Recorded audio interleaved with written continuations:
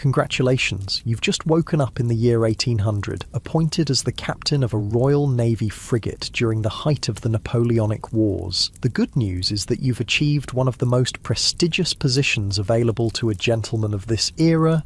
The bad news: you may not survive your first day.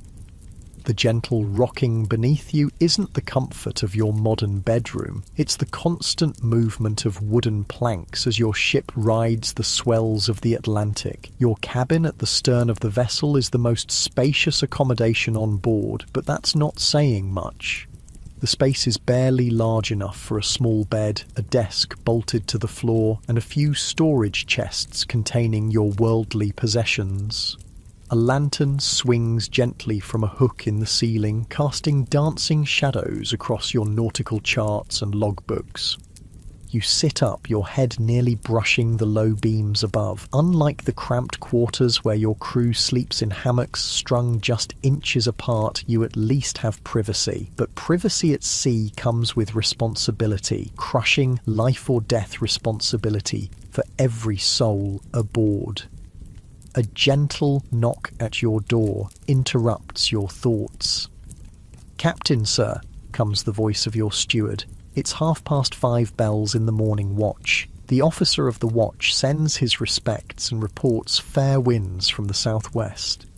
You mumble an acknowledgement, still adjusting to the naval timekeeping system, where each day is divided into watches and time is counted by the striking of bells. 5 bells in the morning watch means it's 6:30 a.m. Early, but not by naval standards. Many of your crew have been awake since 4 a.m. Your personal steward enters with a basin of fresh water, a luxury on a wooden vessel where most men will go weeks without a proper wash. The water is slightly warm, another privilege of rank, heated by placing the metal basin near the galley stove. As you splash your face, you are aware that this small comfort marks the divide between you and your men. "Your uniform is pressed, sir," your steward says, laying out the elaborate blue coat with gold epaulets and buttons that marks you as a post-captain in His Majesty's Navy. The uniform didn't even exist until 1748, but now it's a source of tremendous pride and a significant expense from your own pocket. Everything about the outfit, from the white breeches to the bicorn hat, is designed to set you apart, to make you recognizable as the embodiment of naval authority. You dress carefully, knowing that appearance is part of the performance of command. Your crew must see in you something more than a man. You must be the living representation of discipline, confidence, and control. Any sign of weakness or uncertainty could undermine the delicate structure of authority that keeps nearly 300 men working together in this wooden world. "Breakfast is ready in your day cabin, sir," your steward informs you. "Cook's managed fresh eggs this morning." Another luxury, while your men break their fast on burgoo, a porridge of oatmeal boiled in water, or ship's biscuits softened in coffee made from burnt bread, you dine on eggs from the ship's small supply of chickens kept in coops on the deck. Your table is set with china plates and silver utensils, carried aboard at your own expense. The contrast between your dining arrangements and the crew's rough wooden trenchers couldn't be more stark. As you eat, your first lieutenant joins you to discuss the day's business. Unlike the common sailors who receive their pay months or years in arrears, you and your officers are gentlemen with means, or at least the appearance of means. Many lieutenants serve on half pay when not actively employed, struggling to maintain the lifestyle their position demands. "We should reach the blockade station by midday if this wind holds, sir," your first lieutenant informs you. The purser reports we're well provisioned for 3 months at sea, though the water in the forward casks is already starting to turn. Water, one of your most precious resources and constant concerns. Stored in wooden barrels, it quickly becomes stagnant and foul. Within weeks, your crew will be drinking water green with algae and teeming with tiny creatures visible to the naked eye. It's one reason the daily rum ration is so important. Mixed with water as grog, it makes the foul liquid somewhat palatable. "Very good, Mr. Harrison," you reply, adopting the formal tone expected of a captain addressing his officers. "I'll be on deck shortly." Stepping out of your cabin into the brightness of morning, you feel the immediate weight of every eye turning towards you. The quarterdeck, your domain, falls momentarily silent as the officer of the watch calls out, "Captain on deck." You acknowledge the salutes with a nod, careful to maintain the perfect balance of confidence and gravity. Too friendly and discipline suffers, too severe and morale plummets. The delicate art of command is your first and most important duty. The good news is that your ship is a powerful 38-gun frigate, sleek and fast compared to the lumbering ships of the line. The bad news is that you're responsible for every inch of her, from the condition of her sails to the cleanliness of her bilges, and unlike modern military commanders, you funded much of her fitting out from your own pockets. All hands to stations for setting sail," bellows the boatswain as you give the order to make way. The organised chaos that follows is a testament to the rigid hierarchy and training of your crew. Men scramble up the ratlines, the rope ladders leading to the yards high above the deck, with practised ease. Others haul on ropes thicker than a man's wrist, their muscles straining as canvas unfurls against the blue sky. You watch everything with a critical eye. A captain who doesn't understand every aspect of his vessel's operation is a liability. You need to know when the topmen are being sloppy in furling the royal sails, when the gun crews are taking too long to run out their cannon, when the helmsman is allowing the ship to fall off course by a few degrees.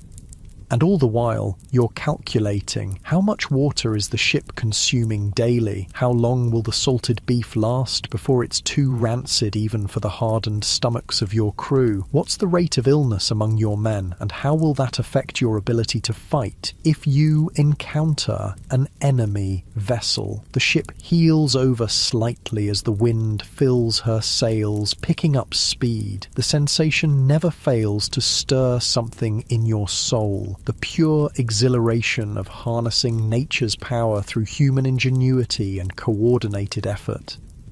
But you can't afford to be distracted by the romance of sailing. There's a Spanish merchantman on the horizon, and your duty is clear. As a captain in His Majesty's Navy during war with France and Spain, you're expected to capture enemy vessels. It's not just patriotic service, it's how you make your fortune.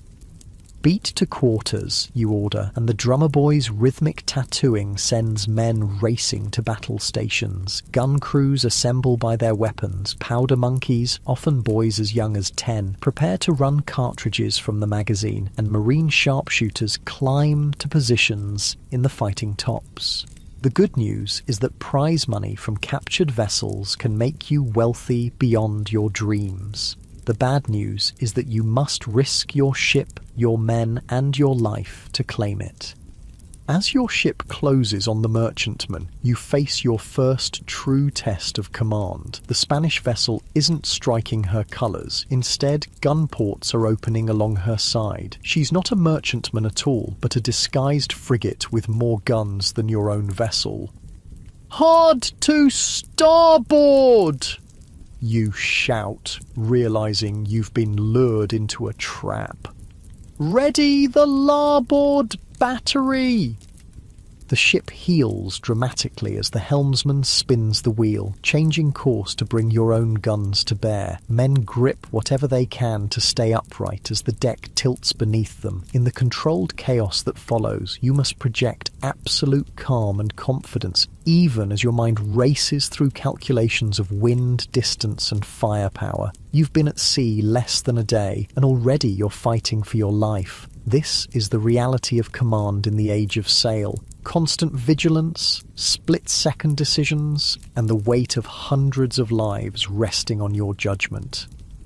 "Stand by," you call, waiting for the perfect moment when your guns will have the greatest effect. The timing is critical. Fire too soon, and your shots will fall short or strike with minimal force. Wait too long, and you give the enemy the advantage of the first broadside.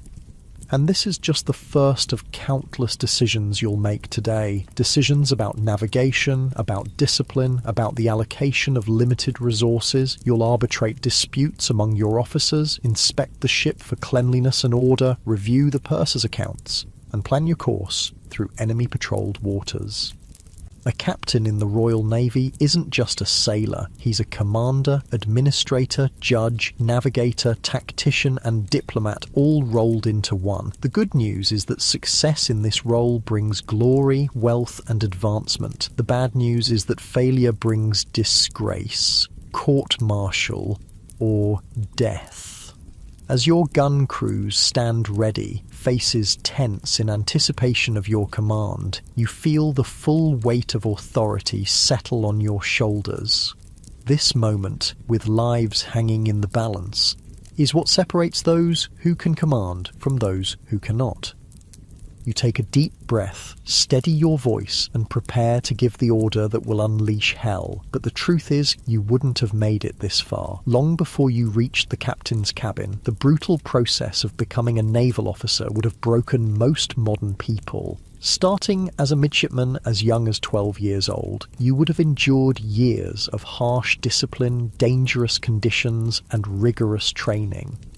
You would have learned to navigate by the stars, to identify dozens of types of knots and sails, to understand the complex mathematics of gunnery and ballistics. You would have developed the ability to sleep in short bursts, to eat whatever provisions were available, no matter how unappetizing, and to maintain your authority even when exhausted or ill. Take the extraordinary case of Thomas Cochrane, a Scottish naval captain whose exploits during the Napoleonic Wars became the stuff of legend. In 1800, Cochrane was given command of HMS Speedy, a tiny sloop with only 14 small cannons. Rather than viewing this as an insult or a limitation, Cochrane turned his seemingly insignificant vessel into a nightmare for French and Spanish shipping. In one particularly audacious action, Cochrane attacked the Spanish xebec frigate El Garmo, a vessel more than 3 times the size of Speedy, with more than 6 times the firepower. Rather than retreating from this mismatch, Cochrane employed brilliant deception, flying American colours to approach closely, then unleashing a devastating point-blank attack before boarding with his vastly outnumbered crew.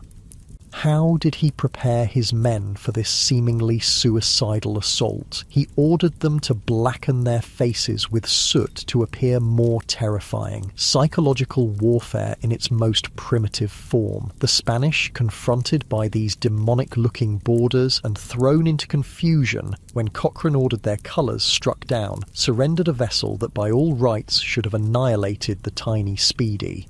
In the space of 13 months commanding this single small vessel, Cochrane captured or destroyed 53 enemy ships, an almost inconceivable record of success that earned him the nickname Le Loup de Mer, the Sea Wolf, from Napoleon himself.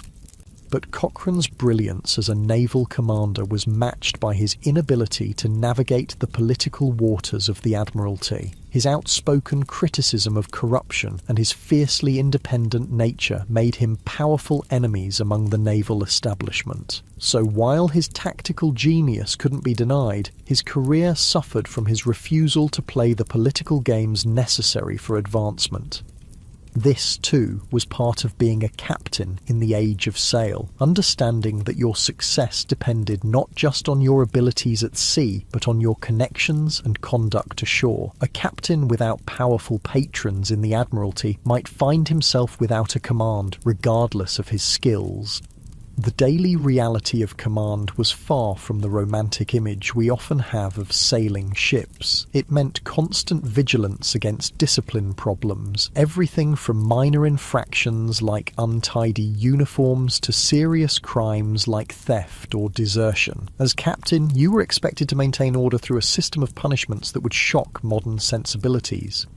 The most common disciplinary action was flogging, having a sailor whipped with a cat-o'-nine-tails before the assembled crew. As captain, you determined both the offences that warranted punishment and the number of lashes to be administered. Too lenient, and discipline might collapse. Too harsh, and you risked breeding resentment or even mutiny. You were also responsible for the health of your crew in an era before modern medicine. Scurvy, caused by vitamin C deficiency, was a constant threat during long voyages. Smart captains like Lord Nelson insisted on providing citrus fruits and fresh vegetables whenever possible, understanding that the health of their men was directly connected to the fighting effectiveness of their ships. The living conditions aboard even the finest naval vessels were cramped and uncomfortable by modern standards. Your crew slept in hammocks slung so close together that they touched when occupied. Privacy was non-existent for ordinary sailors who performed all their bodily functions in full view of their shipmates. Food was monotonous and often unappetizing. Salt beef so hard it had to be soaked overnight before cooking, ship's biscuit infested with weevils, peas, oatmeal and cheese, all washed down with beer or rum-laced water. As captain, you ate better. Fresh meat from livestock kept aboard, wines and spirits from your personal stores, perhaps even fresh bread baked in your own small oven. But these comforts came at a price, both literal, as you paid for them yourself, and figurative, as they further separated you from the men you commanded. A captain lived in a curious isolation, maintaining distance from both crew and officers to preserve the mystique of command. You dined alone or with invited guests, a practice that emphasized your unique position aboard ship. The psychological burden of command was perhaps the heaviest weight a captain carried. Every decision, from the course to steer to the discipline to impose, could have life or death consequences. A mistake in navigation could run the ship aground. An error in judgment during battle could lead to defeat and death. And unlike modern military commanders, you had no radio, no satellite communications, no way to consult with higher authorities. Once your ship left port, you were on your own, making decisions based on outdated orders and your own assessment of situations as they developed. This autonomy was both the greatest freedom and the greatest responsibility of naval command. Far from home waters, you represented not just the Navy but Britain itself. Your actions could start or prevent wars, strengthen or damage alliances, bring fortune or ruin to your nation's commerce. No wonder then that naval captains were selected and trained with such care, and that so many men aspired to this demanding role despite its hardships. Command of a king's ship was one of the few paths to glory and advancement available to men without great wealth or noble birth. The sun climbs higher in the sky as your ship and the Spanish frigate close to battle range. The wind fills your sails, the deck thrums with activity, and 300 men wait for your command to fight, to flee, or to try some clever ruse that might turn the tables on your more powerful opponent.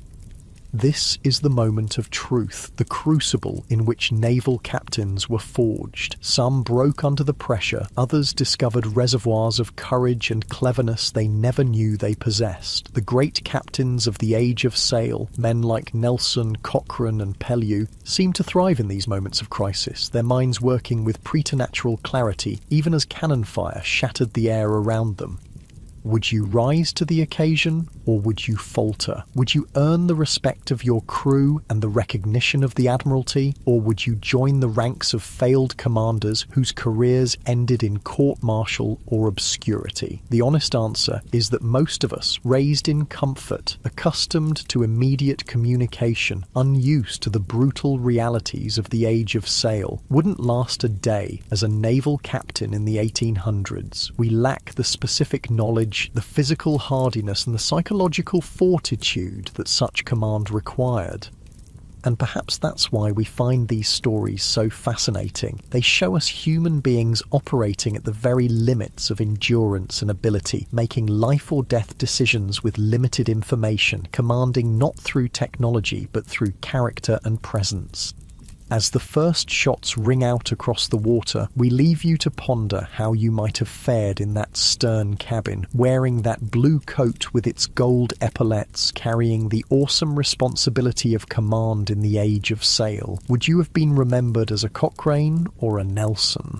Or would you, like so many others, have been broken by the immense demands of wooden ships and iron men?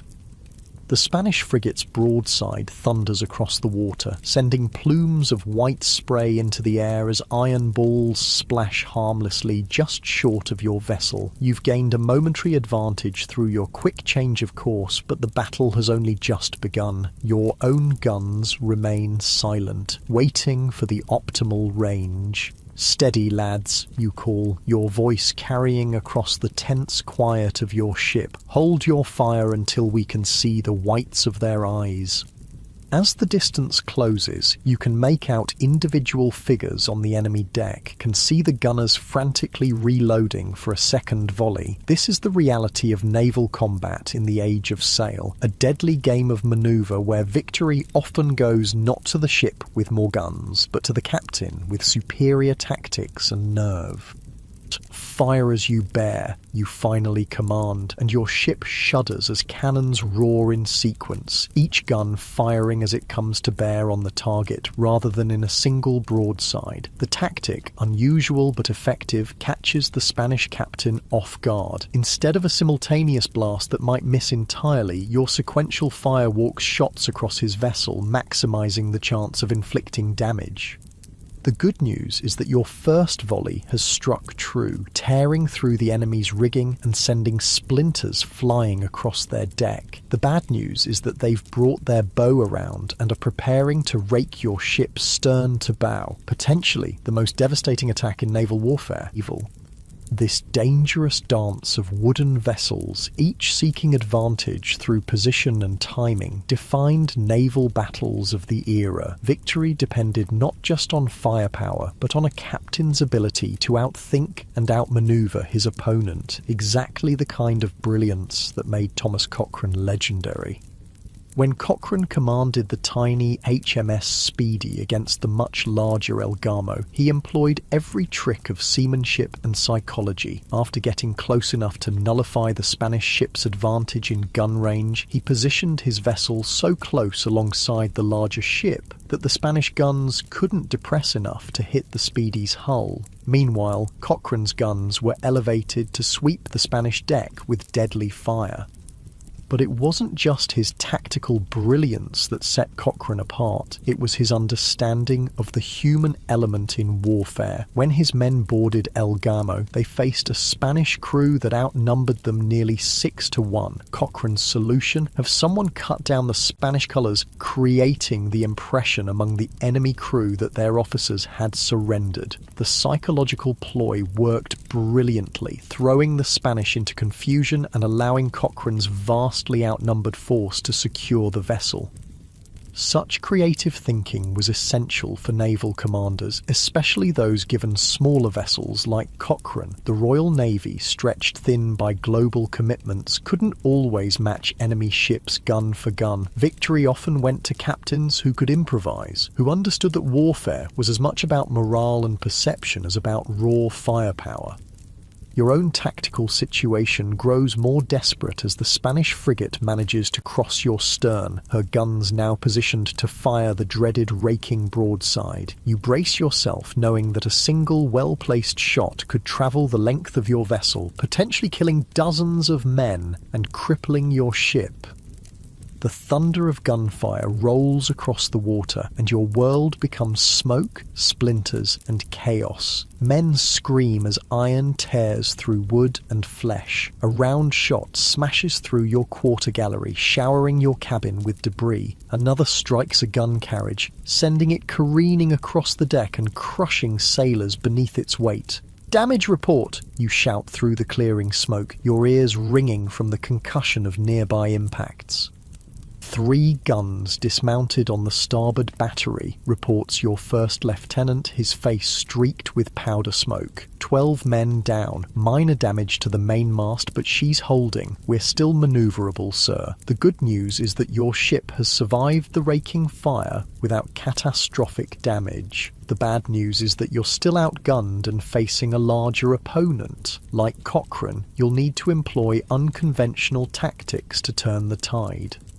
Hard to larboard, you order. Run out the starboard battery and prepare for close action. Marines to the fighting tops, target their officers. The ship heels as the helmsman spins the wheel, bringing your vessel alongside the Spanish frigate at point-blank range. At this distance, even your smaller guns can tear through an enemy hull, and the accuracy of your marine sharpshooters in the fighting tops, platforms high on the masts, can sow chaos among the enemy command. This too was the reality of naval combat in the age of sail, brutally intimate. Unlike modern warfare conducted over horizons, captains in the 1800s fought close enough to see their opponents' faces, to hear their commands carried across the water. It was personal, in a way few modern conflicts are, with success or failure resting squarely on a captain's shoulders. The physical demands of combat were matched only by the mental strain of command. A captain couldn't simply issue orders and retreat to a protected command centre. You stood exposed on the quarterdeck, a visible target for enemy sharpshooters, maintaining calm and projecting confidence even as death flew around you. Many captains, including Nelson himself, bore the scars of this exposed position. Nelson famously lost an arm and an eye in separate engagements before finally falling to a French sharpshooter's bullet at Trafalgar. Yet tradition and practical necessity demanded that captains remain visible to their crews during battle, their very presence a rallying point for morale. Your Marines begin picking off Spanish officers, the crack of musket fire a counterpoint to the deeper boom of cannon. Your gun crews work with practiced efficiency, each man knowing his role in the complex choreography of loading and firing. It takes upwards of 8 men to operate a single cannon effectively, some to haul the massive gun back into firing position after recoil, others to swab out the barrel to prevent premature ignition, still others to load powder and shot. The pace is punishing. A well-trained gun crew might fire 3 rounds in 5 minutes, an eternity when facing an enemy broadside. The physical toll is enormous, with men straining against ropes and tackles, breathing acrid smoke, working in temperatures that soar as the action continues. Sweat-soaked and powder-stained, they keep to their rhythm, load, run out, fire, haul in, swab, and begin again. "Their captain's down," shouts an officer, spotting the confusion on the Spanish quarter deck through the drifting smoke. "They're losing cohesion." This was often the turning point in Age of Sail battles, not the destruction of a ship, but the shattering of its command structure. Without clear leadership, even the most powerful vessel could become vulnerable, like a chess match where taking the king ends the game. Naval captains often targeted their counterparts, knowing that removing the opposing commander could demoralize an entire crew.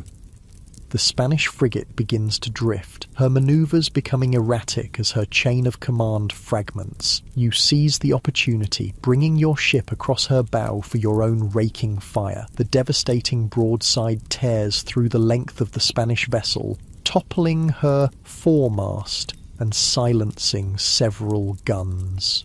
"Prepare to board," you order, and your crew produces pistols, cutlasses, and boarding axes, the tools of close-quarter naval combat. Grappling hooks fly across the narrowing gap between vessels, pulling the ships together as men prepare to leap from one deck to another. The boarding action that follows is chaotic, brutal, and intensely personal. This isn't the clean, clinical warfare of button-pushing and distant explosions. It's men facing each other with edged weapons and primitive firearms, fighting hand-to-hand on blood-slicked decks.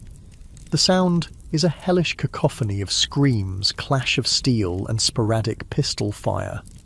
You lead from the front, as expected of a captain in this era, your sword flashing as you direct your boarders toward key positions on the enemy vessel. The responsibility weighs on you with each step, not just for victory, but for the lives of your men who follow you into this maelstrom. Within minutes, the Spanish crew begins to falter, their resistance crumbling without coordinated leadership. Their first lieutenant, now in command after the captain's fall, finally strikes the colours, the naval signal of surrender. The ship is yours, a prize to be sailed back to a British port and converted to pounds sterling for you and your crew. This, too, was part of a naval captain's reality, the prize system that transformed warfare into a potential source of wealth. Under the rules of the era, captured enemy vessels became the property of their captors, with the proceeds from their sale divided according to rank. A captain might receive a substantial portion, as much as a quarter or even half of a prize's value, potentially earning more in a single successful action than in years of standard naval pay. The good news is that prize money could make a successful captain wealthy beyond his regular means. The bad news is that the system encouraged risk-taking that sometimes bordered on recklessness, as captains sought captures that would fill their purses as well as advance their nation's cause. Cochrane himself became famous not just for his tactical brilliance, but for his success as a prize taker. During his command of HMS Speedy, the small vessel's captures were valued at over $75,000, an astonishing sum equivalent to millions in today's currency. This wealth, combined with his noble background as the son of the Earl of Dundonald, should have secured Cochrane's place in naval society. Yet Cochrane's story illustrates another reality of naval command in the 1800s, the importance of politics and patronage. Despite his battlefield successes, Cochrane made powerful enemies through his outspoken criticism of corruption in the Navy and his unwillingness to play the political games of the Admiralty. His revolutionary tactics and independent streak, while effective in combat, marked him as a difficult subordinate. This tension between merit and connection defined many naval careers. Some of the era's finest captains languished without commands because they lacked powerful patrons, while less capable officers advanced through family connections or political favour. The system produced both meritocratic heroes and privileged incompetents, sometimes placing men in positions of command for which they were woefully unprepared. With the Spanish frigate secured, your attention turns to the practical matters that follow victory. Prize crews must be assembled to sail the captured vessel to port. Prisoners must be secured and treated according to the surprisingly civilized rules of naval warfare. Damages to your own ship must be assessed and repaired as best they can be at sea. And there's the human cost to account for. Your dead to be sewn into hammocks weighted with shot for burial at sea, your wounded to be tended in the ship's cramped and primitive sickbay. As captain, you must write letters to the families of those lost, a duty that weighs perhaps more heavily than any other aspect of command. The ship's surgeon works below decks, his instruments crude by modern standards, bone saws, probes, forceps, all employed without anaesthesia beyond rum or brandy. Amputations are common, performed quickly to prevent death from infection, with the severed limbs unceremoniously tossed through open gun ports into the sea. Even in victory, a captain faces difficult decisions. The prize ship requires a crew to sail her to port, meaning you must divide your own manpower. Too many men transferred to the prize leaves your vessel understaffed. Too few risks losing the valuable capture to recapture or the elements. There's also the question of the prisoners, officers traditionally paroled on their word of honour not to escape, common sailors confined in whatever secure space can be found. The articles of war and traditions of naval combat dictate humane treatment, but practicalities often intervene when dealing with dozens or even hundreds of captives on vessels already cramped with their own crews. "We've taken 23 prisoners, sir," reports your first lieutenant, including 2 officers. The Spanish surgeon is tending their wounded alongside our own. This cooperation between opposing medical personnel was a civilized aspect of naval warfare. Surgeons treated the wounded regardless of nationality and were generally considered non-combatants by both sides. "Very good," you reply. "Have our carpenter assess the prize for seaworthiness. If she can be sailed to Gibraltar, I'll assign Lieutenant Murray and 20 men to bring her in." This decision, splitting your crew, carries significant risk. Your own ship will be undermanned, potentially vulnerable if you encounter another enemy vessel, but the prize money from a frigate could make the difference between a life of modest naval service and one of financial independence, both for you and your men. Beyond the immediate tactical concerns, you face the strategic question of your next move. Your orders from the Admiralty, delivered before you left port weeks ago, instructed you to disrupt enemy shipping along the Spanish coast. With one significant victory achieved, do you continue your patrol or escort your valuable prize to safety? Unlike modern commanders with instant communication to headquarters, you must make this decision alone, weighing the national interest against the welfare of your crew and the security of your capture. This autonomy, the famous captain's discretion, was both a burden and a freedom for naval officers of the era. Cochrane's own career demonstrated the double-edged nature of this independence. His aggressive interpretation of orders led to spectacular successes that advanced British interests, yet also contributed to his conflicts with superior officers who preferred more cautious approaches. When he later served Chile and Brazil in their independence struggles, his tactical brilliance was matched by a willingness to take strategic initiatives that sometimes exceeded his formal authority. As the sun begins to set, bathing the aftermath of battle in golden light, you make your decision. The prize will be sailed to Gibraltar under a skeleton crew, while your own ship continues its mission along the coast. It's a calculated risk, but one in keeping with the bold spirit of the Royal Navy in this era. The evening brings a tradition observed across the fleet, the serving of the daily rum ration. Each sailor receives his tot, 1/8 of a pint of rum, often diluted with water to create grog. The ritual dates back to 1655 and would continue until 1970, a constant through centuries of naval evolution. For many sailors, this moment, marked by the boatswain's call and the cry of "up spirits," was the highlight of the day, a brief respite from the monotony and hardship of naval life. As captain, you're not part of this communal ritual. You have your own supply of spirits in your cabin, another marker of the separation between you and your crew. This separation extended to almost every aspect of shipboard life. While your men ate at mess tables, often sitting on the deck itself, you dined at a proper table in your cabin, served by your steward on china rather than wooden trenchers. Your food, while based on the same naval provisions, was supplemented by private stores, wines, preserves, perhaps even fresh bread baked in your own small oven. Even your relationship with time differed from your crews. Ordinary sailors structured their days around watches, 4-hour periods of duty followed by 4 hours off, a system that prevented any consistent sleep schedule. As captain, you stood no regular watch, instead remaining on call at all hours but able to rest when circumstances permitted. In your cabin that evening, reviewing reports and planning the next day's operations by the light of a swinging lantern, you embody the curious isolation of command, though surrounded by hundreds of men in a wooden world that barely stretches 100 yards from stem to stern. You are fundamentally alone with your decisions and their consequences. This solitude was perhaps the most challenging aspect of command for many naval captains. Even relationships with officers were necessarily limited by the requirements of discipline and the need to maintain the mystique of authority. The captain, who became too familiar with his lieutenants, risked undermining the very hierarchy that kept the ship functioning.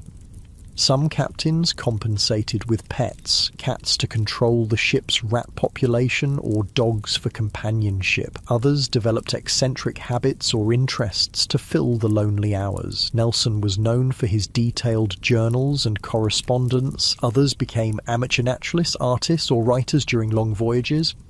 Cochrane himself was notable for his technical interests, constantly experimenting with innovations in naval warfare. He was an early advocate for the use of rockets and chemical weapons, what he called stink vessels, and later in life would help pioneer steam propulsion. This inventive spirit, coupled with his tactical creativity, made him both an effective commander and a difficult subordinate in a navy that often resisted change.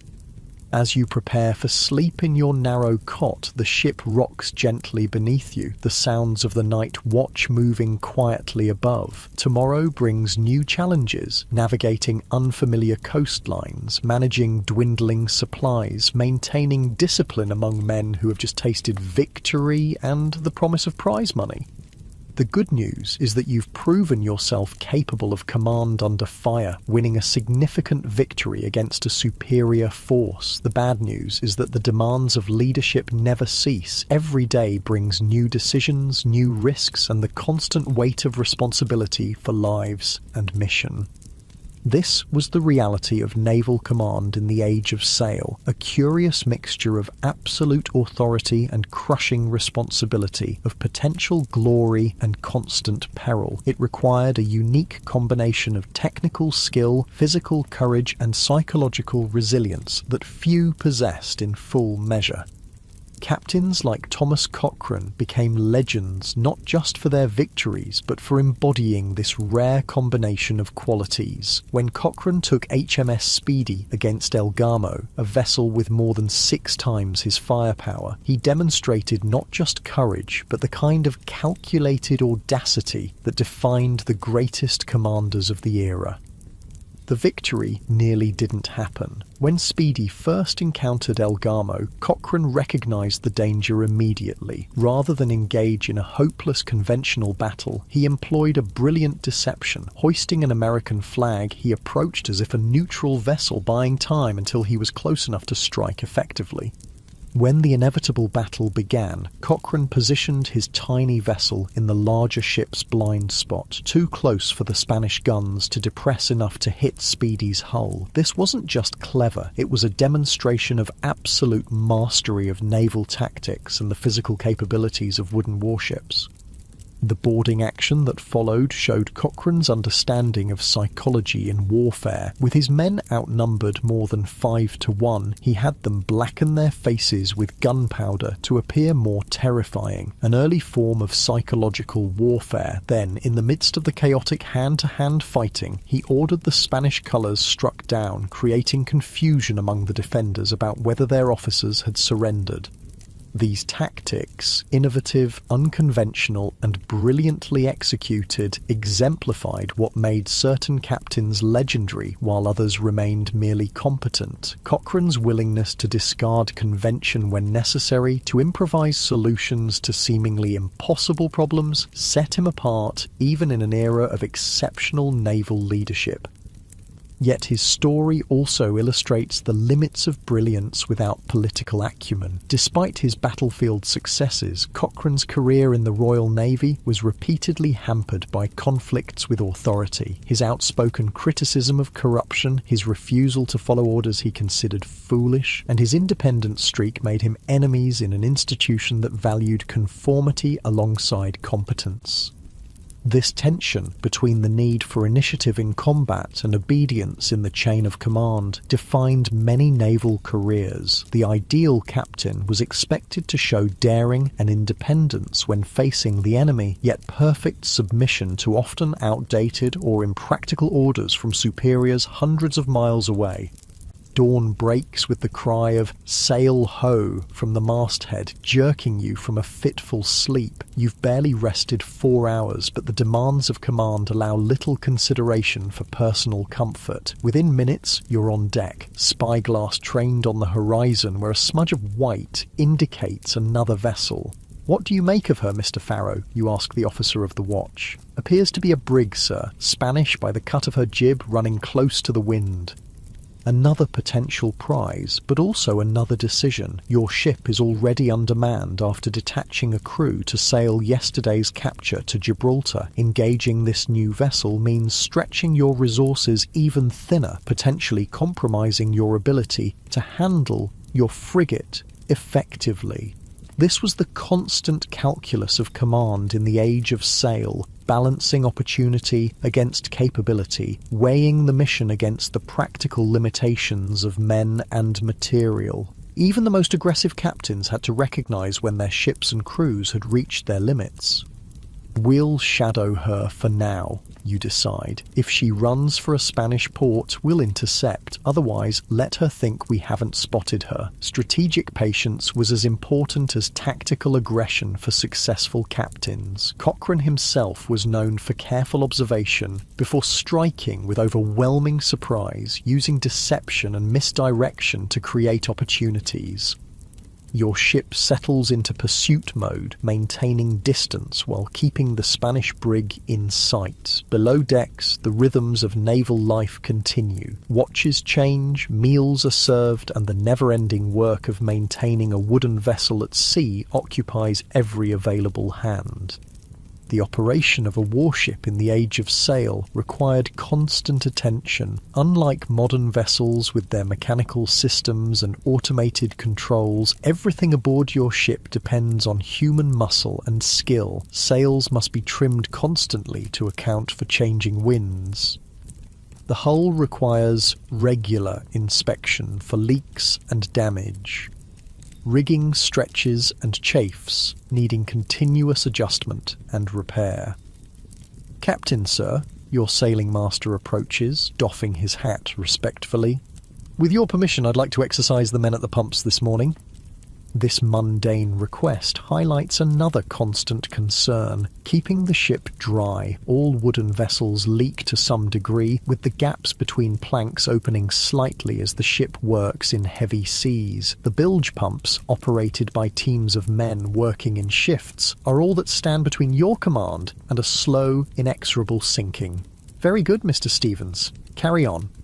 As he moves off to organise the pump crews, you turn your attention to another vital aspect of command: navigation. Without GPS, radar, or even reliable charts, plotting a course through often hostile waters demanded extraordinary skill and constant attention. Your primary tools are the compass, sextant, chronometer, and lead line. With these simple instruments, supplemented by experience and dead reckoning, you must determine your position and chart a course that avoids hazards while intercepting your target. The margin for error is slim. A miscalculation of just a few degrees when setting course could mean missing a rendezvous or running aground on an uncharted shoal. The loss of HMS Association and 3 other ships of Admiral Shovel's fleet in 1707, with over 1,400 men drowned due to navigational errors, stands as a grim reminder of what can happen when a vessel's position is misjudged.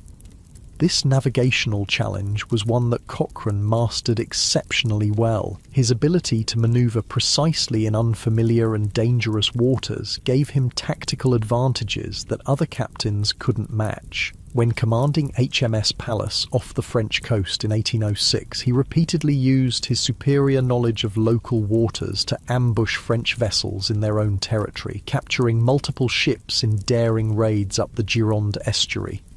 By midday, the weather is changing. Dark clouds gather on the horizon, and the sea takes on the leaden hue that experienced sailors recognise as a warning. A storm is brewing, another test of your capabilities as a commander. "Mr. Harrison, we've weather coming in," you inform your first lieutenant. "Make all secure for heavy seas, and have the watch stand by to reef topsails."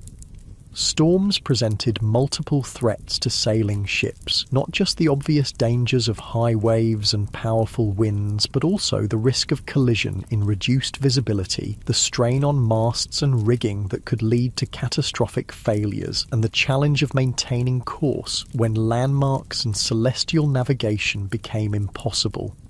As captain, your decisions in the face of approaching weather could mean the difference between riding out the storm safely and losing your vessel. Carry too much sail, and you risk having masts snapped like twigs by sudden gusts. Reduce canvas too drastically, and you might lose manoeuvrability precisely when you need it most. The good news is that your training and experience have prepared you for these challenges. The bad news is that nature remains unpredictable and unforgiving of errors.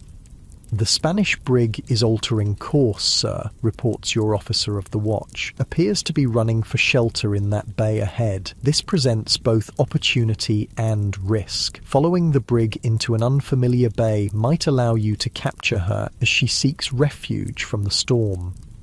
However, Entering unknown waters with a gale approaching could easily result in your ship being driven onto rocks or shoals. "Mr. Stevens, what's your assessment of that bay?" you ask your sailing master, the officer responsible for navigation. "Uncharted in detail, sir," he replies cautiously. "The general charts show it as relatively open, but there could be hidden dangers. With the wind shifting, we might find ourselves trapped if we venture too far in." Another decision with incomplete information. The daily reality of command in the age of sail. Modern captains have radar to detect obstacles, depth sounders to warn of shoaling water, and engines to power their vessels away from danger. You have only your judgment and the wind. "We'll follow her in, but maintain distance from shore," you decide. Have leadsmen in the chains taking soundings continuously. The leadsmen, sailors responsible for measuring depth by casting weighted lines marked with depth indicators, become your eyes beneath the waves, calling out depths as your ship enters the bay. Their practiced voices rise above the increasing wind. By the mark 5, indicating 5 fathoms, 30 feet of water beneath your keel. The Spanish brig ahead is clearly struggling with the deteriorating conditions, her crew scrambling to reduce sail as the wind strengthens. Your own ship, better handled and with a more experienced crew, maintains control more effectively, closing the distance between you. This was another element that separated great captains from merely adequate ones, the ability to operate effectively in adverse conditions. Nelson's victory at Copenhagen came in part from his willingness to navigate dangerous shallow waters that the Danes believed would protect their fleet. Cochrane repeatedly used bad weather to his advantage, attacking when enemies least expected it. As your ship draws closer to the Spanish vessel, now clearly visible through sheets of rain, you see confusion on her deck. Her captain, less experienced or simply overwhelmed by the combination of weather and pursuit, has allowed his vessel to drift dangerously close to the leeward shore, the direction toward which the wind is blowing. "She's embayed, sir," your first lieutenant observes grimly. "If her captain doesn't wear ship soon, he'll be on the rocks." Being embayed was a terrifying situation for any sailing vessel, caught between an approaching storm and a lee shore with limited options for escape. The Spanish brig's captain now faces an impossible choice: risk capsizing by turning directly into the wind to escape the bay, or continue on his current course and almost certainly be driven aground. Even as you watch, planning how best to capture the vessel, the moral dimension of command intrudes. These are enemies according to the declarations of kings and parliaments, yet also fellow sailors facing imminent destruction. "Signal them to surrender," you order. "If they strike their colours, we can attempt to assist before they're lost." This combination of military objective and humanitarian consideration characterised the best naval officers of the era. While their primary duty was to defeat enemies, there existed an unwritten code among seafarers, a recognition that all who sailed faced common dangers that transcended national enmities. Cochrane himself demonstrated this dual nature throughout his career. Ferocious in combat, he nevertheless showed remarkable concern for both his own men and defeated enemies. After capturing the Spanish Xebec El Gamo in his famous action aboard HMS Speedy, he paroled many of the captured Spanish sailors rather than confining them in the cramped hold of his tiny vessel, an act of both practicality and humanity. The signal flags rise up your mast, visible even through the increasingly heavy rain, a demand for surrender that's also an offer of salvation. For tense minutes, there's no response from the Spanish brig. Then, as she heels dramatically in a strong gust, her colours come down. "They've struck, sir," confirms your signals midshipman. "Bring us alongside to windward," you order. "We'll try to take off her crew before she grounds." This rescue operation in deteriorating conditions presents yet another test of seamanship and command. Bringing your frigate close enough to the brig to transfer personnel without colliding or running aground yourself requires precise ship handling and nerves of steel. The operation that follows is a testament to the skill and discipline of your crew. Small boats are impossibly dangerous in such conditions, so you must bring the ships almost touching, near enough for men to jump across the gap, yet not so close that the vessels damage each other in the rising seas.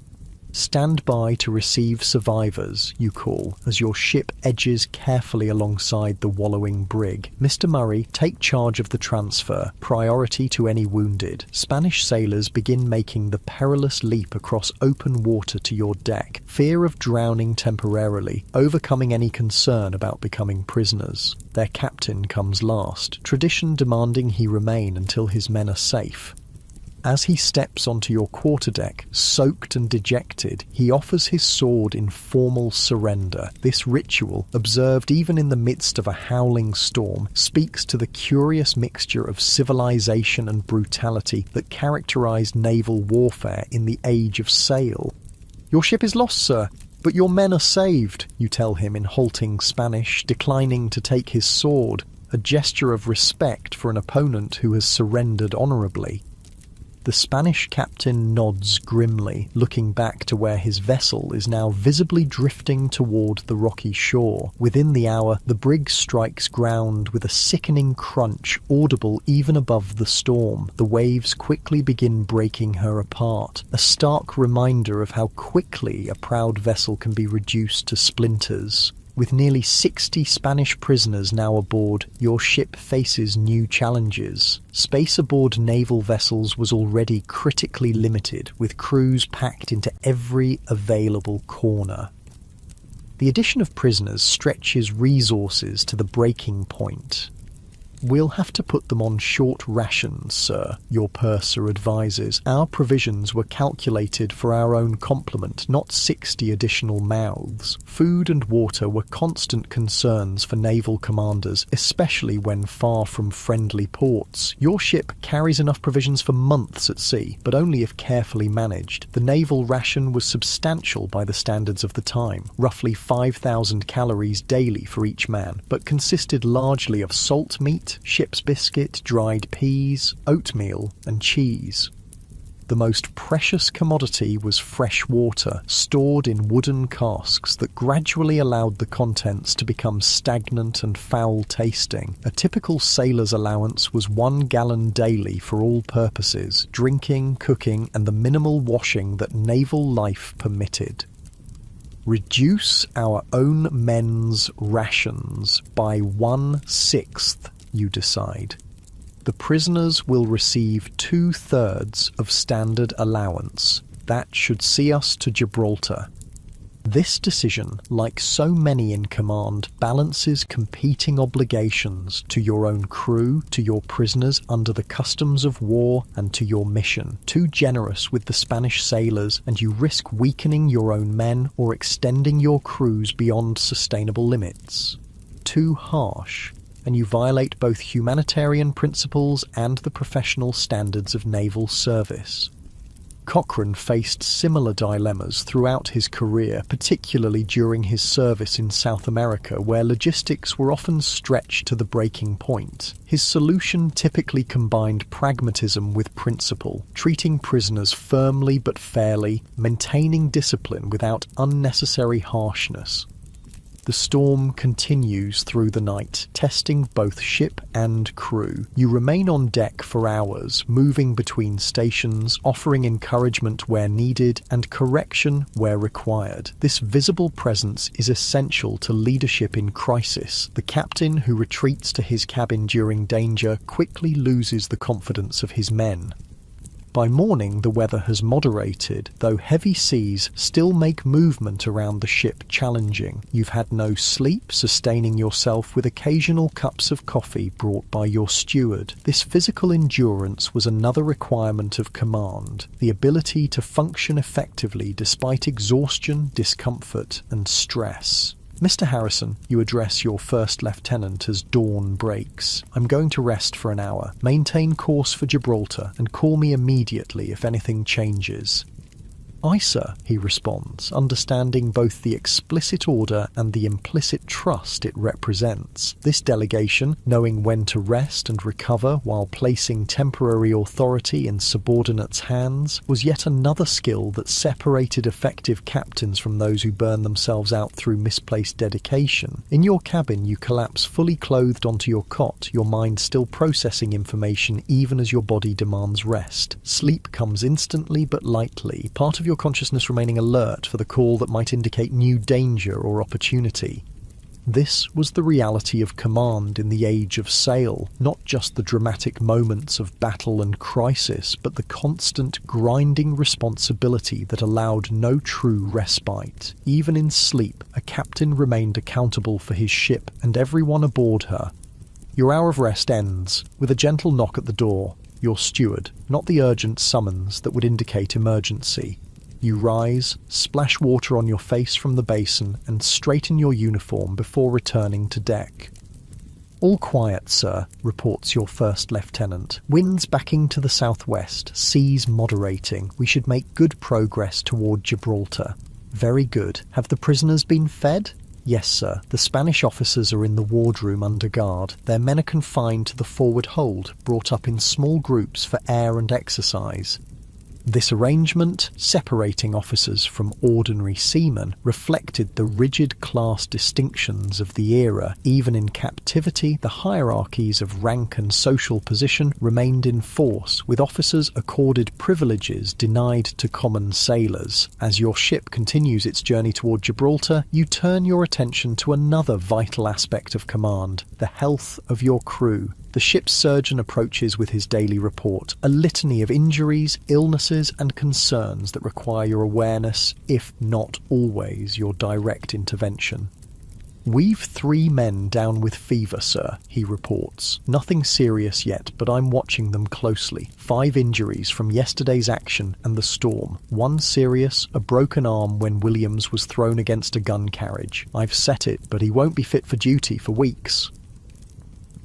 Disease was a greater threat to naval crews than enemy action, with scurvy, typhus, and various fevers claiming far more lives than cannon fire or cutlass. A captain's attention to hygiene, ventilation, and diet could make the difference between a healthy crew and one decimated by illness. Cochrane was particularly attentive to these concerns, recognizing that his small crews couldn't afford the losses that larger ships might absorb. He insisted on cleanliness, ventilation of the lower decks, and supplementing naval rations with fresh food whenever possible. His ships consistently maintained better health records than their contemporaries, contributing to their superior fighting effectiveness. "Continue monitoring the fever cases," you instruct. "If there's any sign of contagion spreading, we'll need to isolate them, and have the deck washed down with vinegar today. The air below is getting foul." Vinegar was a common disinfectant in naval practice. Its acidic properties believed to combat bad air or miasmas thought to cause disease. While the germ theory of disease was still decades away, practical experience had taught naval officers certain measures that helped contain outbreaks.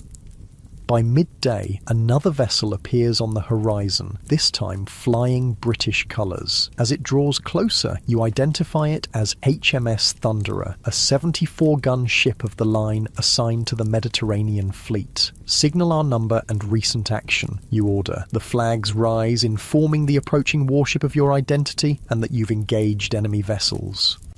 This encounter highlights the isolation of naval command in the era. For days or even weeks, your ship might operate completely independently, with no communication with higher authority or other friendly vessels. Then, suddenly, you might encounter a senior officer who could approve or countermand your decisions, promote or relieve you, praise or condemn your actions.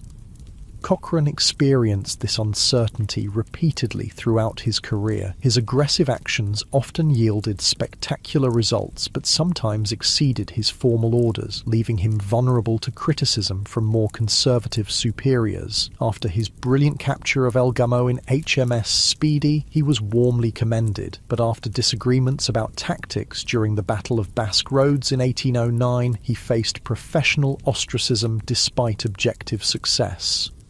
A boat puts out from HMS Thunderer, bringing a lieutenant to your ship with messages and, potentially, new orders. You receive him on the quarterdeck with proper ceremony, conscious that his report to his captain will shape perceptions of your command. Captain Blackwood sends his compliments, sir, the lieutenant begins after saluting. He requests an account of your actions for his dispatch to the Admiral and offers any assistance you might require.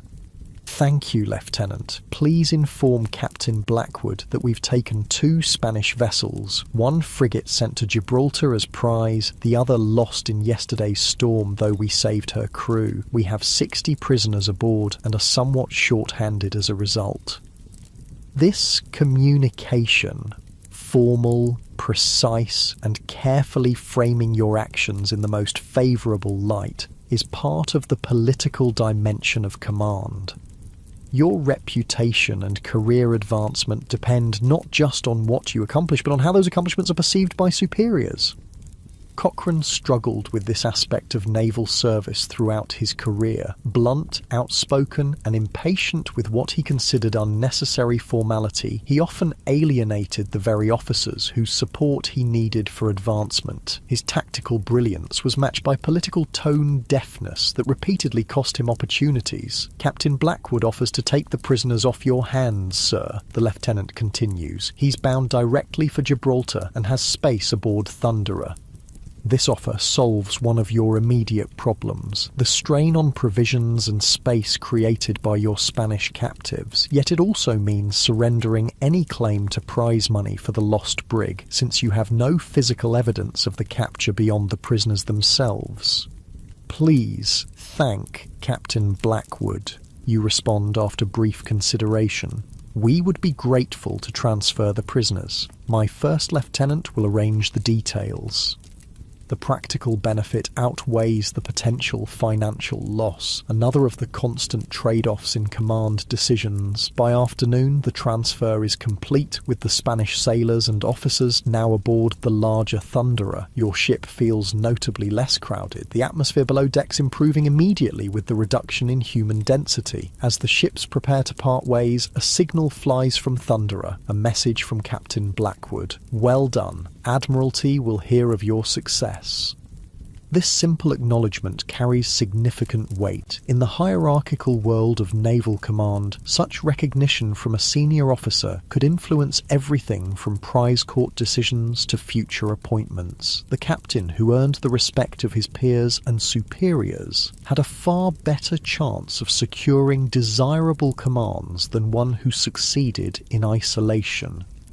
For Cochrane, such professional respect was often at odds with his contentious relationship with authority. Fellow captains and admirals recognised his extraordinary abilities while frequently finding him personally difficult. Admiral Collingwood, Nelson's successor as commander of the Mediterranean Fleet, wrote of Cochrane, "His enterprise, his intrepidity, and his judgment mark him as an officer of the first class," yet also noted his unfortunate manner that created unnecessary conflicts.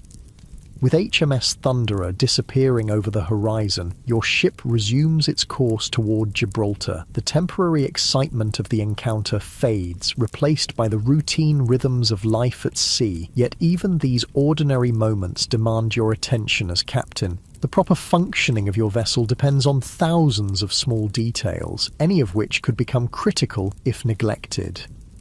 The afternoon watch finds you conducting an inspection of the ship, accompanied by your first lieutenant and boatswain. This regular ritual serves multiple purposes, ensuring the physical condition of your command, demonstrating your attention to detail to the crew, and reinforcing the constant standards expected in His Majesty's Navy. You begin on the upper deck, examining rigging, guns, and the general condition of the vessel. your eye catches a frayed section of rope on the mainmast shrouds, the standing rigging that supports the mast laterally. "Mr. Perkins," you address the boatswain, "that main shroud needs attention before it weakens further." "Aye, sir, I'll have it replaced next watch." Such minute observations might seem pedantic, but the integrity of a sailing ship depends on countless interconnected components. A single failed rope at the wrong moment could bring down a mast, crippling the vessel and potentially costing lives. The captain who overlooked such details invited disaster. The inspection continues below decks, where conditions become increasingly cramped and airless. The gun deck, where many of your crew sleep in hammocks slung between the cannon, shows signs of the recent action. Scuffs and dents in the wooden deck, a lingering smell of powder smoke despite efforts to air the space. "Have the deck wholly stoned again tomorrow," you order, referring to the practice of scrubbing wooden decks with sandstone blocks to maintain cleanliness, and double the airports opened when weather permits. Ventilation was a constant concern aboard wooden warships. Without artificial air circulation, the lower decks quickly became hot, humid, and foul-smelling from the presence of hundreds of men in confined spaces. Disease spread rapidly in such conditions, potentially devastating a crew more effectively than enemy action. The orlop deck, the lowest full deck of the ship, situated below the waterline, presents an even greater challenge to inspection. Dark even in daylight, requiring lanterns to navigate, it houses the ship's surgeon in his cramped sickbay, along with various stores and functional areas.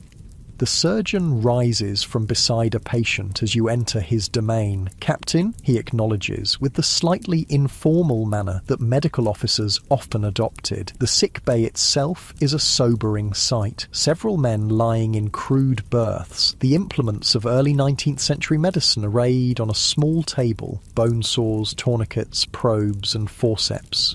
"How is Williams?" you inquire about the sailor with the broken arm. "As well as can be expected, sir. The bone was set clean, but he'll need at least 6 weeks before he can return to duty." This injury, minor by the standards of naval warfare, nonetheless represents a significant loss to your crew complement. Every man temporarily or permanently removed from duty increased the burden on those remaining. In battle, such cumulative losses could render a ship ineffective, even if still technically operational. Cochrane understood this dynamic well, often employing tactics that preserved his own crews while maximising damage to enemies. During his command of HMS Speedy, he consistently avoided conventional broadsides that would have exposed his men to overwhelming return fire, instead manoeuvring to strike from positions that minimised his own vulnerability. Your inspection continues into the very bowels of the vessel, the hold where provisions, water casks and ballast occupy the lowest spaces of the ship. Here the air is noticeably fouler, with the smell of bilge water, the stagnant mixture that inevitably collects in a wooden ship's lowest points, adding to the general miasma. "Bilge pumps were operated this morning, sir," your first lieutenant reports, anticipating your concern. 6 inches reported throughout. 6 inches of bilge water is acceptable, a constant reality of wooden ships that leak to some degree at all times. The regular operation of pumps keeps this water from accumulating to dangerous levels, but the smell remains a constant companion of those who venture into a ship's depths. As you climb back to the upper deck, grateful for fresh air and sunlight, you're reminded of another aspect of command, the physical separation between captain and crew. While ordinary sailors spent most of their lives in the cramped, dim conditions below, you enjoy the relative spaciousness and light of the quarterdeck and your cabin. This separation is both practical and symbolic, reinforcing the hierarchical structure that naval operations depend upon. The day continues with another ritual central to shipboard life, punishment. A young seaman has been caught sleeping at his post during the previous night's watch, a serious offence that cannot go unaddressed. As captain, you serve as both judge and, in effect, executioner, determining both guilt and the appropriate penalty. Peterson, you address the nervous sailor brought before you on the quarterdeck. You were found asleep at your post while on watch. Do you deny this charge? No, sir, he responds, knowing that denial would only worsen his situation. You understand the seriousness of this offence? In wartime, a man asleep at his post places the entire ship at risk. Yes, sir, I beg your pardon, sir, won't happen again. Now comes the difficult part of command, determining punishment severe enough to maintain discipline without breaking morale or losing a potentially valuable sailor to excessive harshness. The Articles of War, which govern naval discipline, technically allow for execution for this offence during wartime. However, most captains reserved such extreme measures for the most serious cases of dereliction, mutiny, or desertion. 6 lashes, you pronounce after brief consideration, to be administered now. This is a light punishment by the standards of the era. Some captains might order 2 or 3 dozen lashes for the same offence. Your moderation reflects both the sailor's previously clean record and your own philosophy of command, which values proportionality in discipline. Cochrane himself was known for relatively humane disciplinary practices, at least by the standards of his time. While not hesitating to punish genuine infractions, he typically employed fewer and lighter physical punishments than many of his contemporaries. This approach contributed to the exceptional morale and loyalty of his crews, who performed remarkably under his command. The brief punishment ritual follows naval tradition precisely. The ship's company assembles to witness the proceedings, a deliberate element of naval justice, ensuring that the example serves its deterrent purpose. The boatswain's mate administers the punishment with a cat-o'-nine tails, a multi-tailed whip that leaves distinctive marks on its victims. Even this relatively mild flogging is difficult to watch, the sailor's back quickly showing red wheals from the lash. Yet as captain, you must not only order such punishment, but witness it without visible discomfort. The same authority that grants you the power to command includes the obligation to enforce discipline through means that seem barbaric by modern standards. After the 6th stroke, you give the order, cut him down. The sailor is released and the ship's surgeon briefly examines his back before clearing him to return to duty. Despite the physical pain, the man offers a quick "Thank you, sir," acknowledging what both of you know to be a lenient sentence by contemporary standards. Dismiss the hands, you order, and the assembled crew returns to their duties. The entire proceeding has taken less than 15 minutes, yet its impact on discipline will last far longer. This combination of formalized punishment and relative moderation characterized the most effective naval commanders of the era, unlike the stereotypical Captain Bligh figure of popular imagination. The most successful captains balanced discipline with fairness, understanding that crews perform best when they respected rather than merely feared their commanders. By late afternoon, your ship has made good progress toward Gibraltar, the favourable winds allowing a speed of nearly 8 knots. The routine of naval life continues around you. Watches change, meals are served, regular maintenance proceeds in the constant battle against the sea's corrosive influence. You take the opportunity to review your log and correspondence in your day cabin, the small space adjacent to your sleeping quarters where you conduct most administrative business. The paperwork of command is considerable. Logs must be meticulously maintained, letters drafted to the Admiralty reporting actions and captures, inventories checked, and orders composed for your officers. This administrative burden was yet another aspect of command that often went unrecognised in romantic portrayals of naval life. A captain was not merely a warrior, but also a manager, accountant, diplomat, and clerk, roles requiring literacy, numeracy, and attention to detail beyond the capabilities of many in this era. Cochrane excelled in this area as in so many others, his reports and correspondence displaying the same precise intelligence that marked his tactical decisions. Yet he also chafed against what he considered unnecessary bureaucracy, particularly when it interfered with operational effectiveness or enabled corruption among naval administrators.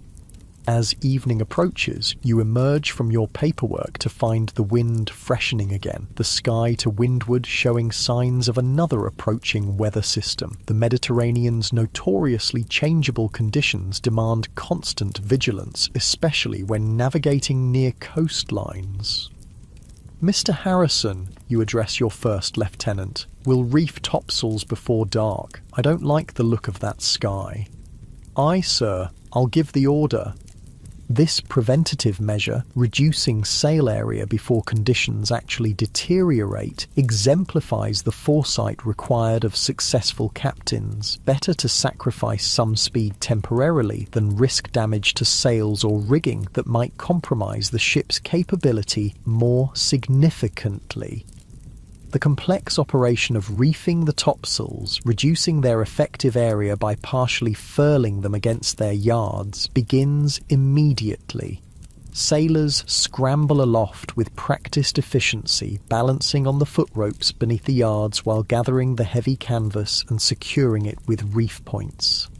From the quarterdeck, you observe the evolution with critical attention. Any mistake in this basic but essential maneuver reflects on both the individual sailors involved and the officers supervising them. The speed and precision with which a crew handles sail serves as perhaps the most visible indicator of a well-commanded vessel. With the ship secured for the night and the evening watch set, you join your officers for dinner in the wardroom, one of the rare occasions when you socialise with your subordinates. This traditional invitation from the officers to their captain helps maintain the delicate balance between authority and collegiality necessary for effective command. The wardroom, the officers' communal dining and living space, offers a notable contrast to the conditions in which ordinary sailors eat. While your crew dines in shifts on the gun deck, sitting on the deck itself or on sea chests with food served in wooden mess bowls, the officers enjoy the relative civilization of a fixed table, individual place settings, and varied menu. "Gentlemen," you acknowledge as you enter, receiving their respectful standing response. The meal that follows is relatively simple by shore standards, but luxurious compared to sailors' fare. Roasted chicken from the ship's livestock rather than salt beef, fresh bread rather than hardtack, wine instead of grog. These differences in diet mark just one of many distinctions between officers and crew, reinforcing the social hierarchy that naval operations depended upon. Conversation during dinner carefully navigates the boundaries between casual and formal, with officers avoiding controversial topics or criticism that might undermine discipline. As captain, you remain somewhat apart even in this setting, included yet ultimately separate by virtue of your authority. Cochrane himself was known for maintaining appropriate distance while still inspiring loyalty among his officers. He commanded respect through evident competence rather than artificial formality, creating command teams that functioned with exceptional cohesion during crisis or combat. After dinner, you return to the quarterdeck for a final check before retiring. The night has turned as expected, with stronger winds and occasional rain squalls testing your earlier decision to reduce sail. The officer of the watch provides his report, confirming that the ship remains well handled despite deteriorating conditions. "Call me if there's any significant change," you instruct. "Otherwise, maintain course for Gibraltar." This final order of the day carries an implicit trust that your officers will use proper judgment about what constitutes significant change and when to disturb your rest. The best captains cultivated this discernment in their subordinates, creating a command structure that functioned effectively even when they weren't personally directing every decision. In your cabin once more, your steward assists with the removal of your uniform, coat and boots, small comforts that mark your privileged position. Yet even as you prepare for sleep, your mind remains engaged with the countless responsibilities of command. Will the weather worsen further overnight? Is the ship prepared for stormy conditions? How will you manage crew rotation given your reduced numbers after detaching prize crews? What reception awaits you in Gibraltar, where senior officers might approve or condemn your recent actions? This constant mental burden, the inability to truly set aside responsibility even briefly, was perhaps the heaviest aspect of command. Unlike ordinary sailors who could surrender consciousness completely during their off-watch hours, a captain remained perpetually on call, his subconscious attuned to any change in the ship's motion or unusual sound that might indicate developing problems. Cochrane described this state vividly in his memoirs, noting how years of command had conditioned him to wake instantly at any alteration in his ship's movement or the pattern of activity above his cabin. This hyper-awareness served him well in crisis, but extracted a toll in constant vigilance that many found unsustainable over long careers. As you drift towards sleep, the ship's motion provides a reminder of your fundamental circumstances, a wooden vessel carrying hundreds of souls through an unpredictable environment, its safety and success depending ultimately on your judgment. The gentle creaking of timbers, the muffled call of the watch being changed, the distant sound of waves against the hull, these form the lullaby of command, at once comforting in their familiarity and sobering in their implications. This was the paradox of naval command in the age of sail: ultimate authority coupled with ultimate responsibility, the power to order men into battle balanced by accountability for their lives, the romance of the sea tempered by its constant dangers. Few modern individuals, accustomed to shared responsibility and technological safeguards, could adapt to this singular burden. Morning arrives with improved weather and a cry from the masthead that every captain longs to hear: "Land ho, point bearing south by southwest." The Gibraltar Peninsula has come into view, marking the successful completion of your journey. The massive limestone promontory, known since ancient times as one of the Pillars of Hercules, serves as Britain's gateway to the Mediterranean, a vital naval base that controls access between that sea and the Atlantic Ocean. As your ship approaches, signal flags rise from the fortress atop the rock, acknowledging your vessel's approach and directing you to your anchorage. The harbour below teems with maritime activity, warships flying the white ensign of the Royal Navy, merchant vessels of various nations, and the smaller craft that service this busy port. Entering harbour requires careful ship handling and precise navigation. The narrow waters around Gibraltar, with their shifting currents and limited manoeuvring space, have claimed many vessels whose captains lacked the necessary skill or attention. You personally take the con, issuing detailed orders for sail handling as your ship threads its way toward the designated anchorage. Clew up the courses, you command, ordering the lowest and largest sails to be raised. Stand by to drop anchor. The intricate process of bringing a sailing vessel safely to anchor represents one of the most challenging aspects of seamanship. Too much speed at the critical moment can drag the anchor or snap its cable. Too little can leave the ship vulnerable to currents that might drive it onto nearby vessels or shorelines. With practiced precision, your crew executes the complex sequence, reducing sail progressively, positioning men at the anchor windlass, preparing the heavy anchor itself for deployment. As the ship's forward motion diminishes to the perfect speed, you give the decisive order. Let go! The anchor plunges into the harbour waters with a massive splash, its cable running out through the hawse hole with a thunderous rumble that vibrates through the entire vessel. The ship continues forward briefly from momentum, stretching the cable until the anchor catches on the seabed below. The vessel shivers slightly, then settles into its new stationary position. Make all secure for harbour, you order, initiating the transition from seagoing state to the slightly more relaxed posture appropriate for a friendly port. Sails are furled neatly, running rigging coiled, and the ship's appearance adjusted to meet the high standards expected in a major naval base. Within minutes of your arrival, a harbour boat approaches bearing a lieutenant from the Port Admiral's staff, your official welcome to Gibraltar and the bearer of whatever news, orders or judgments might await you.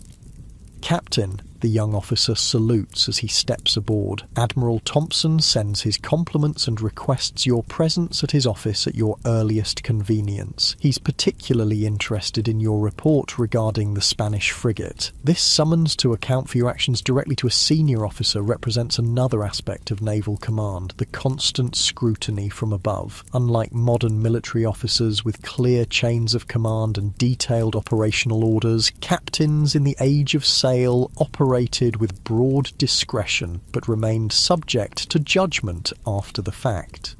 Thank you, Lieutenant. Please inform the Admiral I shall attend him within the hour. As the messenger departs, you begin preparations for this important meeting. Your appearance and deportment before the Admiral will influence not just his assessment of your recent actions, but potentially your future assignments and career prospects. Mr. Harrison, you address your first lieutenant. You have the ship. I'll be ashore to meet the Admiral. Have the ship's books prepared for inspection and see that the Spanish prisoners are ready for transfer to shore facilities. Your gig, the specialised ship's boat reserved for the captain's use, cuts through Gibraltar Harbour's busy waters, its crew of 6 pulling with practised precision. As you sit in the stern sheets, dressed in your best uniform, you mentally prepare for the meeting ahead. The political dimension of naval command awaits, a realm where victories at sea can be undermined by poor presentation ashore. Landing at the King's Steps, the formal entry point for naval officers, you're received with appropriate honours by the Marine detachment on duty. The brief ceremony reminds you that your position carries not just operational authority, but symbolic importance. You are, in this moment, the physical embodiment of your ship and, by extension, a representative of the Royal Navy itself. This way, sir, directs a midshipman assigned to escort you to the Admiral's office. Admiral Thompson is expecting you.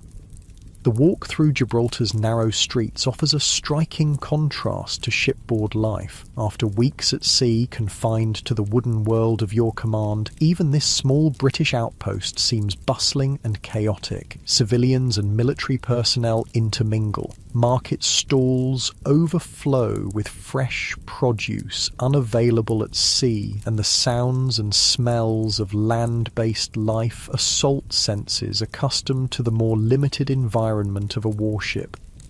Admiral Thompson's office, situated in a sturdy stone building overlooking the harbour, presents another stark difference from your shipboard accommodations. The space is positively cavernous by naval standards, with high ceilings, large windows, and furnishings that would be impossible to accommodate aboard even the largest vessel. Captain, the Admiral greets you, rising from behind a substantial desk covered with maps and dispatches. Welcome to Gibraltar. I understand you've had quite the eventful cruise.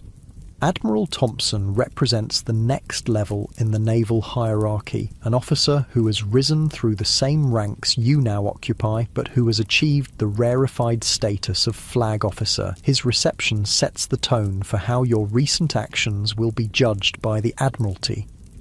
Thank you, Admiral. You respond with appropriate deference. We've been fortunate in our encounters with the enemy. What follows is a detailed debriefing, a comprehensive accounting of your ship's activities since leaving port. The Admiral's questions are penetrating, exploring not just what you did, but why you made specific decisions. Did you exceed your orders in pursuing enemy vessels? Were your tactics appropriate to the circumstances? Did you properly balance aggression against preservation of your command? This accountability was a constant in naval service, with captains expected to justify their actions to superiors who might have very different views on proper procedure or acceptable risk. Cochrane frequently found himself defending decisions that, while successful in outcome, violated conventional naval doctrine or exceeded the strict letter of his orders. "Your capture of the Spanish frigate was well executed," the Admiral acknowledges, "though engaging a vessel of superior force was a considerable risk. The loss of your second prize to weather is unfortunate, but understandable given the circumstances."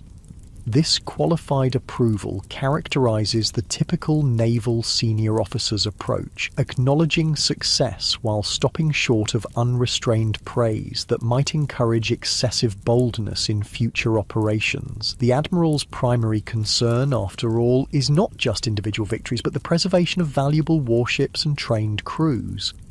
"Now, as to your future orders," he continues, selecting a sealed document from the pile on his desk. "Once your ship has been provisioned and your crew brought back to full complement, you are to join Captain Blackwood's squadron operating off Cadiz. The Admiralty believes the French may attempt to break their fleet out of Toulon in the coming months, and we're strengthening our forces accordingly."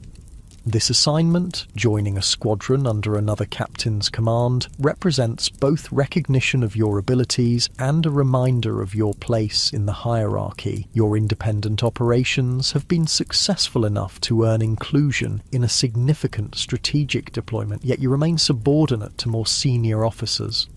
Cochrane experienced this tension throughout his career, recognised for his exceptional abilities but frequently frustrated by the constraints imposed by superior officers he considered less capable or innovative. During his service under Admiral Gambier at the Battle of Basque Roads in 1809, this conflict reached its peak. Despite creating an opportunity for a devastating British victory through his daring assault with fireships, Cochrane watched in frustrated rage as Gambier failed to follow up the advantage, allowing many French ships to escape. "I've also received notice that your prize has arrived safely," the Admiral adds. "The preliminary assessment by the prize court looks favourable. You and your crew should receive payment within a few months, assuming no complications arise." The prize system, by which captured enemy vessels were sold and the proceeds distributed among the capturing crew, formed a significant part of naval officers' potential income. For successful captains like Cochrane, prize money could far exceed their regular pay, potentially transforming their financial circumstances entirely. "Thank you, Admiral. The men will be pleased to hear it. They performed admirably in the action. Indeed, see that they remain sharp for the coming deployment. Intelligence suggests significant French activity in the Mediterranean. Nelson believes they're preparing for a major fleet action." The mention of Nelson, Britain's greatest naval hero and the commander of the Mediterranean fleet, serves as a reminder of both opportunity and standard. The possibility of participation in a decisive fleet engagement offers the chance for glory and advancement, yet also imposes the expectation of performance worthy of serving under such a legendary figure.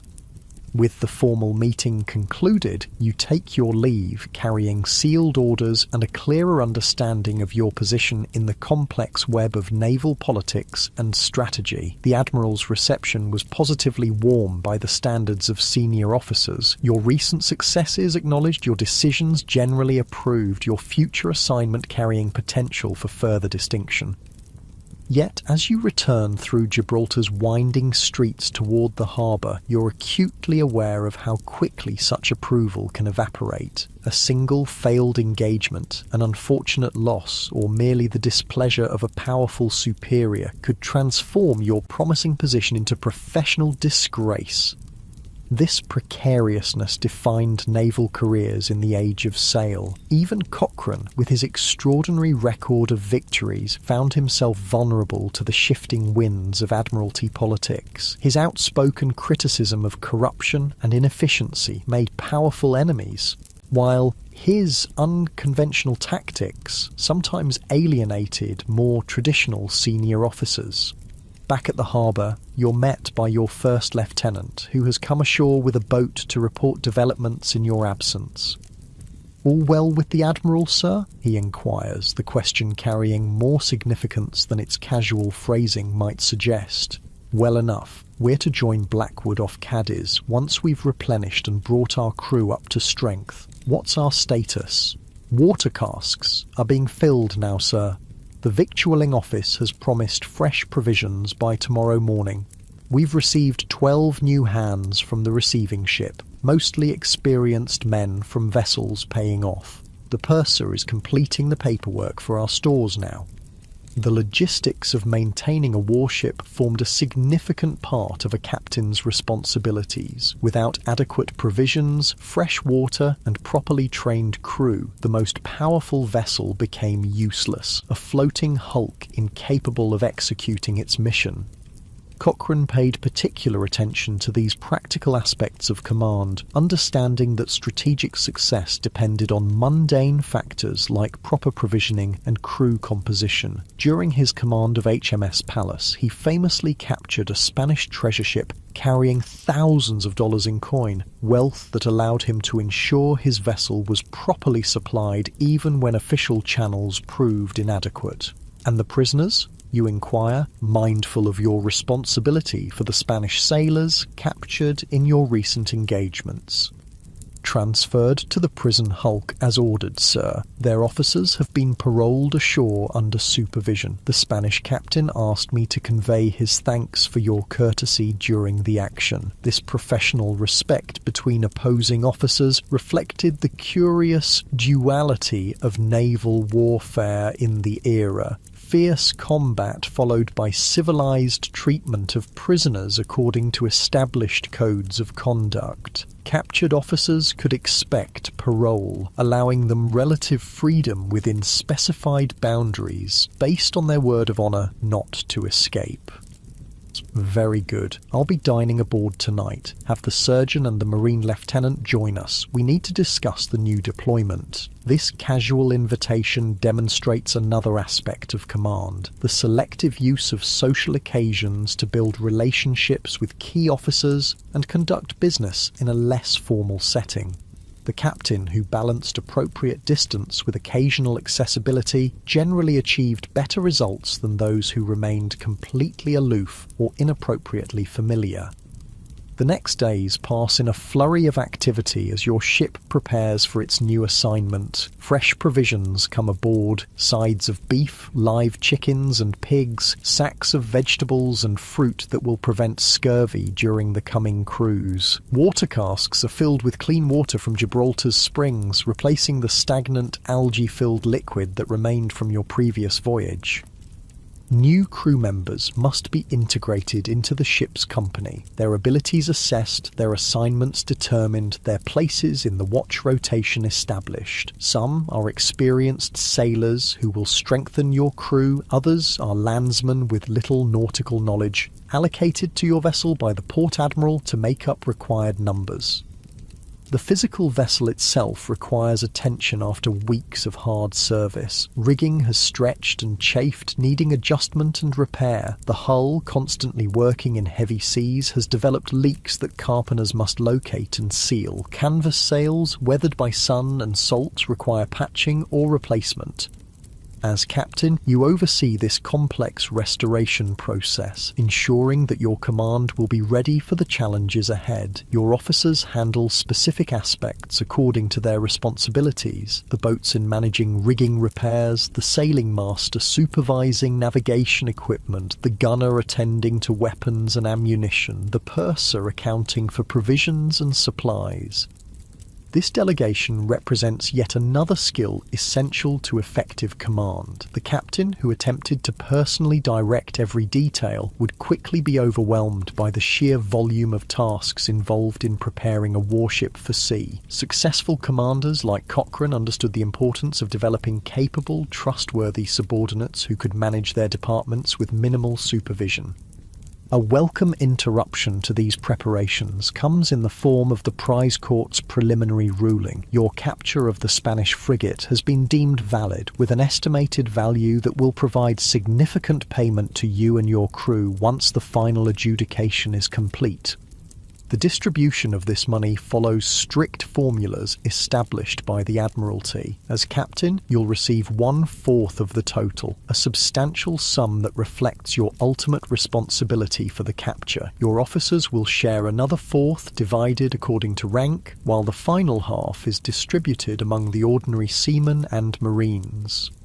For a valuable prize like a Spanish frigate, these amounts could transform lives. A successful captain might earn more from a single capture than from years of regular pay. Ordinary sailors whose wages were meagre and often in arrears might receive sums equivalent to several years' income from a particularly valuable prize.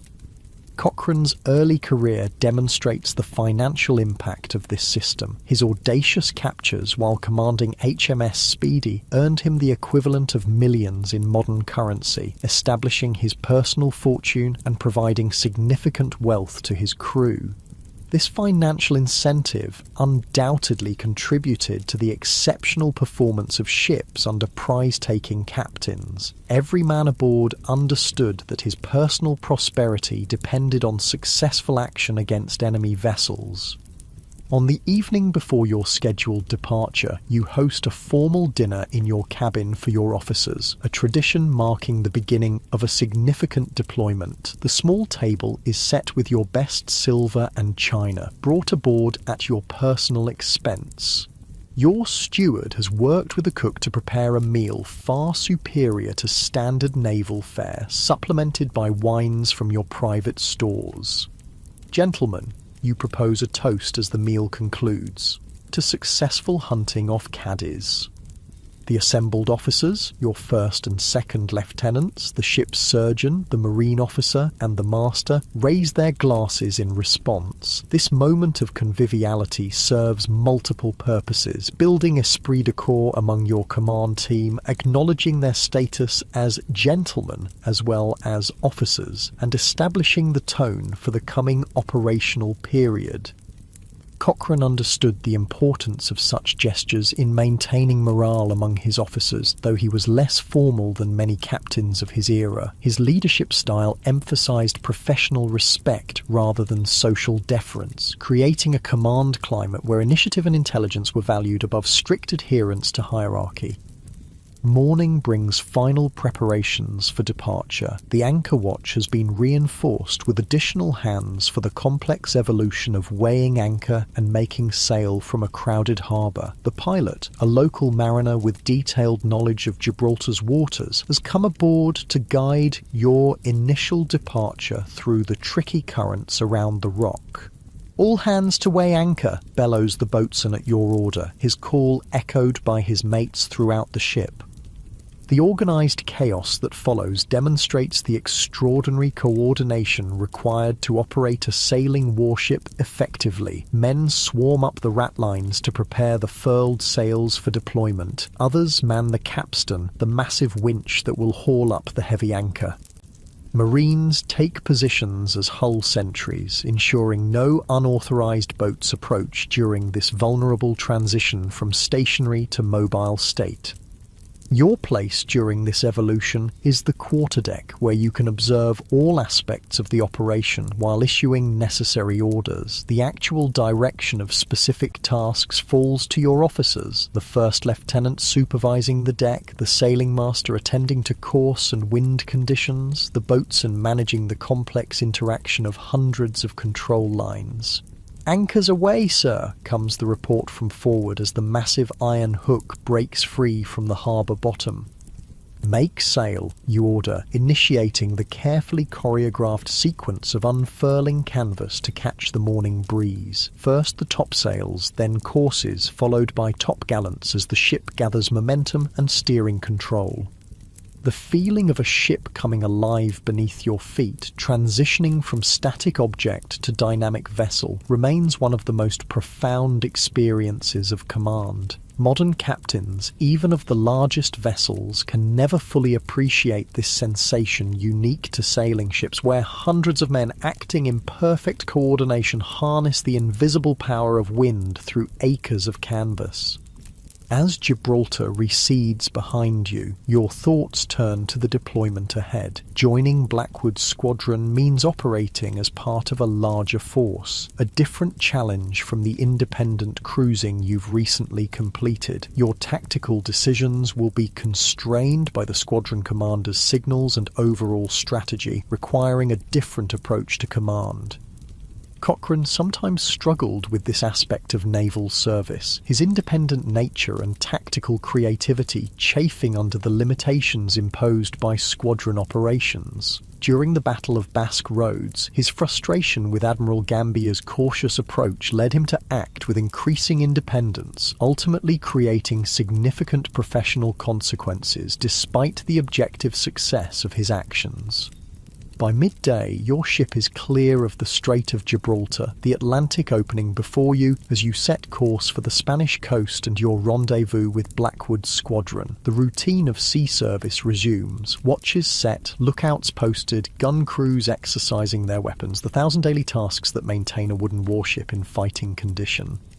As you stand on the quarterdeck, surveying your command cutting through moderate seas under a press of canvas, you embody the unique position of a naval captain in the age of sail, absolute authority within your wooden world, yet ultimately accountable to distant superiors. Master of wind and wave through skill and experience, yet always vulnerable to their unpredictable power. Leader of hundreds of men whose lives depend on your judgment, yet fundamentally isolated by the nature of command itself. This paradoxical existence, powerful yet constrained, authoritative yet accountable, central yet isolated, defined the captains who guided Britain's wooden walls through the tumultuous wars against revolutionary and Napoleonic France. The most successful, like Cochrane, navigated not just the physical seas but these complex contradictions of command. What made Cochrane exceptional, even among the remarkably capable captains of his era, was his unique combination of tactical brilliance, technical understanding, and moral courage. When commanding the tiny HMS Speedy against the vastly superior El Gamo, he demonstrated not just daring but innovative problem-solving, positioning his vessel where the Spanish guns couldn't depress enough to hit her, using psychological warfare to undermine enemy morale, turning apparent disadvantage into decisive victory. Throughout his career, from the Mediterranean to South America and Greece, Cochrane consistently achieved results that seemed impossible given his resources. His capture of the fortress of Valdivia in Chile with a minuscule force, his devastating use of fire ships at Basque Roads, his systematic dismantling of Spanish naval power during Brazil's War of Independence, all showcased a mind that transcended conventional military thinking.